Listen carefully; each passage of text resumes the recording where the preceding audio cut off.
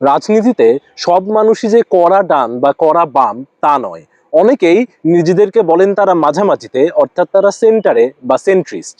Centrist politics বলতে এমন এক রাজনীতিকে বোঝানো হয় যা ডান আর বামের মাঝামাঝি থেকে দুদিক থেকেই কিছু কিছু ধারণা নেয়। সেন্টার রাজনীতি সাধারণত বাজার অর্থনীতিকে মেনে নেয়, কিন্তু তাকে পুরোপুরি ছেড়েও দিতে চায় না। তারা বলে যে ব্যবসা চলুক, তবে সেই ব্যবসার উপরে রাষ্ট্রের কিছুটা নিয়ন্ত্রণ থাকবে।